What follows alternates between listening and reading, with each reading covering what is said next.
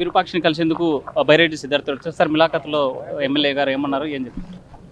స్థానిక విషయాలన్నీ కూడా చెప్పడం జరిగింది. ఆ రోజు దాడి ఏ రకంగా జరిగింది, జిఎస్ఎల్ మెడికల్ ఇన్స్టిట్యూషన్స్ మరియు కిమ్యూ ఇంటర్నేషనల్ యూనివర్సిటీ భాగస్వామ్యంతో ఇండియన్ అలైన్డ్ ఎంబీబీఎస్ కోర్స్ అడ్మిషన్లు అందిస్తోంది నియో. గిరి అనే పిల్లోడు ఫోన్ చేసి నాకు ప్రాణాపాయం ఉంది, నన్ను కాపాడండి ఎమ్మెల్యే గారు అని చెప్పి కోరడం వల్లనే విరూపాక్షి గారు అక్కడికి పోయినారు తప్ప ఆయన సొంత ఎజెండా కానీ అక్కడ గొడవ చేయాలనే ఉద్దేశం కానీ ఆయనకేం లేదు. ఒక కార్యకర్తను కాపాడుకోవాలని పోతే అక్కడికి పోయిన తర్వాత తెలుగుదేశం పార్టీ నాయకులే దాడి చేయడం, వాళ్ళే ఒక ఆడపిల్ల గుడ్డలు చించి మళ్ళీ ఎమ్మెల్యే గారు ఆ ఆడపిల్లని వివస్త్రణ చేసినాడని చెప్పి ప్రచారం చేయడం, ఇవన్నీ కూడా మనం చూసినాం, లైవ్లో వీడియోస్తో సహా చూసినాం. అయినా కూడా అక్రమంగా ఎమ్మెల్యే గారి పైన ఆయన కొడుకు పైన మరొక 27 మంది పైన కేసులు పెట్టడం అనేది నిజంగానే చాలా దుర్మార్గం. ఇవన్నీ కూడా విరూపాక్షి గారు మాతో చర్చించడం జరిగింది. అంటే దళితుల పక్షపాతి వైఎస్ జగన్ దళితుల సంక్షేమం కోసమే పోరాడతారు, అక్కడ జరిగింది కేవలం ఉద్దేశపూర్వకంగా పోయి దళితుల మీద దాడి చేసి బట్టలు చించింది ఎమ్మెల్యే అని చెప్పేసి కేసులు పెట్టారు. దీన్ని ఎట్లా చూడాలి? ఇప్పుడు మీరు ఆర్టీవీ కదా, మీ ఆర్టీవీ దగ్గరికి వాళ్ళ భర్త ఆ అమ్మాయి గుడ్డలు చించిన వీడియో మీకు వచ్చిందా రాలేదా? మీ ఆర్టీవీకి వీడియో వచ్చిందా రాలేదా? వచ్చింది, ప్లే అయింది కూడా. మళ్ళీ ప్లే అయిన తర్వాత కూడా నువ్వు నన్ను ఎమ్మెల్యే చించినాడు, ఎమ్మెల్యే దాడి చేసినాడు అంటే నేను ఆన్సర్ ఏం చెప్పాలా? ఇవన్నీ కల్పితంగా ఏ వీడియోలు అనేసి కూడా టీడీపీ అంటుంది. సరే, ఏ వీడియో కాకుంటే కానా చెప్పినోడిని నువ్వు చెప్పుతో కొడతావు చెప్పు. ఏ వీడియోనా కాదా అనేది విచారణకు మీరు ఇవ్వండి, నేను ఇస్తా. కాని రోజున వాడు చెప్పినందుకు వాడిని చెప్తూ కొడగొట్టాలా?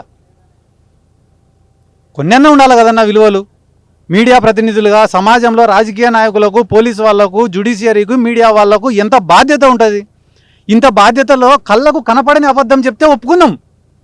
కళ్ళకు కనపడుతుంది కదా, ఒక ఆడపిల్ల గుడ్డలు చించుతానట్ట, వాళ్ళ మొగుడు చించుతానట్ట వీడియో కనిపిస్తానప్పుడు కూడా లే ఏ వీడియో అంటే ఇంకా నువ్వు చెప్పేది ఎట్టుంది? వీడియోలో ఏమో ఆ పిల్లోడు చించినాడు, వీడియో ఆఫ్ చేసినా నేను చెప్పేది కదా, టీడీపీ నాయకులు చెప్తున్నటువంటి మాట. టీడీపీ వాడు మచ్చు చెప్తాడు, చంద్రబాబు నాయుడు చాలా చెప్పినాడు. నేను ఇందాకనే అడిగినా కదా, నిరుద్యోగ భృతి ఇస్తా అన్నాడు ఈ రాష్ట్రంలో, ఇయ్యలే. నీట్ ఉద్యమంలో పేపర్ లీక్ అని చెప్పి దేశంలో ఉండే యువకులు అందరూ ఉద్యమం చేసినారు. ఇప్పుడు నిరుద్యోగ భృతి ఇయ్యనందుకు ఈ రాష్ట్రంలో ఉండే యువకులు ఏం చేయాలా? ఏం చేయకూడదు. ఏమన్నా మాట్లాడితే మా పైన కేసులు పెడతారు, రౌడీ నా కొడుకులు అంటారు, గుండా నా కొడుకులు అంటారు. దేనికి? మేము అడిగినాం కాబట్టి.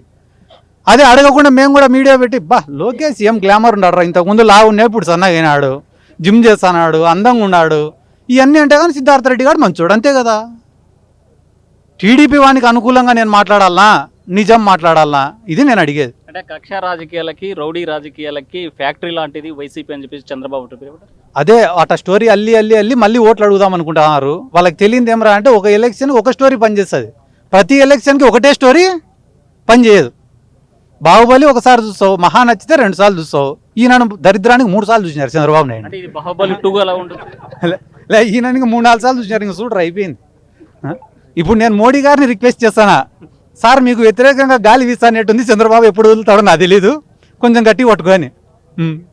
మనం చూసే ఈ హత్య కేసులో, ఇప్పుడు నమోదవుతున్న కేసులో కేవలం కక్షపూరితంగా గతంలో వైకుంఠం శ్రీరామును మట్టుబెట్టినటువంటి వాళ్ళని టార్గెటెడ్గా ఈ కేసులో పెడుతున్నారు అనడానికి ఎలా చూడాలి? వాళ్ళకి ఆసరా ఇస్తున్నటువంటి మీ ఎమ్మెల్యేని ఎట్లా చూడాలి? మా ఎమ్మెల్యే గారు అదే మీరు టాపిక్ డైవర్ట్ చేయొద్దని చెప్పి చెప్తాను. నేను సిచ్యువేషన్ ఎంతవరకు ఉందో దానికి పరిగణనలోకి తీసుకొని చూస్తే బాగుంటుంది. ఎందుకంటే కానీ టీడీపీ వాళ్ళు అక్కడ గెలిచి దాదాపుగా ఎన్ని సంవత్సరాలు అయింది? 30 ఏళ్ళు అయింది. ఈ 30 ఏళ్లలో అప్పుడెప్పుడో ఎస్సీ రిజర్వ్డ్ ఉన్నప్పుడు ఆలూరు మసాలా వీరన్న గారు ఎవరో గెలిచినారు. దాని తర్వాత అక్కడ ఉనిగేలే తెలుగుదేశం పార్టీది. ఈ ఎమ్మెల్యే గారు ఎప్పుడు గెలిచినారు? వైసీపీ గాలి ఫుల్గా ఉన్నప్పుడు గెలిచలే, వ్యతిరేక గాలి ఉన్నప్పుడు 164 సీట్లు కూటమికి వచ్చినప్పుడు ఆయన ఎమ్మెల్యేగా గెలిచినాడు. ఆయన ఫ్యాక్షనిస్ట్ కాదు, గతంలో ఆయన పైన క్రిమినల్ రికార్డు లేదు, క్రిమినల్స్ని ఎంకరేజ్ చేసిన చరిత్ర లేదు. ఒక రైల్వే కాంట్రాక్టర్గా, ఒక జెడ్పీటీసీగా, ఇప్పుడు ఒక ఎమ్మెల్యేగా పనిచేస్తున్నాడు. మీరు ఒకసారి మమ్మల్ని అందరినీ ప్రశ్నించే బదులు ఒకసారి మీరే పబ్లిక్ ఒపీనియన్ తెలుసుకోండి. ఇప్పుడు నా కోసం మైక్ ఇంత పరిగెత్తుకుంటూ వచ్చి పెట్టినావు నా పైన ప్రేమతో, ఇదే మైక్ ఎత్తుకొని పోయి ఆలూరు నియోజకవర్గంలో కానీ, ఆ నిమ్మకల్లు గ్రామంలో కానీ, నేమకల్లు గ్రామంలో కానీ మీరు పోయి సాధారణమైన పబ్లిక్ని అడగండి, ఏమ్మా విరూపాక్షి గారు ఇట్లా క్రైమ్ని ఎంకరేజ్ చేయాలనో చేసినాడు అంటున్నారు, వాస్తవమా కాదా అని. అప్పుడు మీకే తెలుస్తాయి కదా. క్రైమ్ ఎంకరేజ్ చేసేటువంటి ఇంటెన్షన్ లేకపోతే ఒక ఎమ్మెల్యేగా ఉన్నటువంటి మనుషులు తన యొక్క బలాన్ని మంది బార్బలం వేసుకుని ఇంకో ఊరు మీద పోవాల్సిన అవసరం ఏంటి? ఇప్పుడు దాడి జరుగుతుంది అన్నప్పుడు ఈయన పైన దాడి చేస్తారా లేదా? ఇప్పుడు ఊర్లో ఉన్న ఎంటంబడి 5 మంది 10 మందినో వేసుకోకుండా పోతే గాన ఈయన పైన దాడి చేస్తే అప్పుడైనా ఏమవుతుంది? అంటే నువ్వు చెప్పేది ఏంది? మనుషుల్ని పిలుచుకొని పోకుండా ఎమ్మెల్యే ఉత్త ఏ బట్టలు ఉన్నాడో ఆ బట్టలతోనే పోయి గన్మ్యాన్లను తీసుకొని పోకుండా పోతే మా ఎమ్మెల్యే పైన దాడి జరిగితే నీకు సంతోషం. అంటే గిరికి భద్రత లేదు, కావాలని నువ్వు వస్తే తప్ప నేను ప్రాణంతో ఉండనని చెప్పినప్పుడు పోలీస్ స్టేషన్కి పంపించు, ఎందుకు పోయాడు ప్రత్యక్షంగా? ఇప్పుడు పోలీస్ స్టేషన్లో పోలీసులు పలుకుతూ ఉంటే కేసులు నమోదు చేస్తా అంటే మీరు చెప్పినట్టనే ఫోన్ చేస్తాం. ఈ రోజు వరకు ఎమ్మెల్యే గారి తమ్ముడి పైన దాడి జరిగిన మాట మీకు తెలుసా తెలీదా? ఎమ్మెల్యే గారి తమ్ముడికి చెయ్యి ఫ్రాక్చర్ అయిన మాట మీకు తెలుసా తెలీదా మీకు? మళ్ళీ ఎంతమందిని అరెస్ట్ చేసి లోపల పెట్టినారా? మీరు ఇట్టనే పోయి ఎంతమందిని ప్రశ్నలు అడిగినారు? రాజకీయాలు పెరిగిపోయి తప్పనిసరిగా రాబోయేటువంటి కాలంలో తగిన బుద్ధి చెప్పక తప్పదని చెప్పేసి చెప్పే పరిస్థితి బైరెడ్డి సిద్ధార్థ. చంద్రశేఖర్ హుసేన్ ఆర్టీవీ కర్నూలు. విరూపాక్షిని కలిసేందుకు బైరెడ్డి సిద్ధార్థ వచ్చారు సార్. మిలాఖత్లో ఎమ్మెల్యే గారు ఏమన్నారు, ఏం చెప్పారు? స్థానిక విషయాలన్నీ కూడా చెప్పడం జరిగింది. ఆ రోజు దాడి ఏ రకంగా జరిగింది, గిరి అనే పిల్లోడు ఫోన్ చేసి నాకు ప్రాణాపాయం ఉంది, నన్ను కాపాడండి ఎమ్మెల్యే గారు అని చెప్పి కోరడం వల్లనే విరూపాక్షి గారు అక్కడికి పోయినారు తప్ప ఆయన సొంత ఎజెండా కానీ అక్కడ గొడవ చేయాలనే ఉద్దేశం కానీ ఆయనకేం లేదు.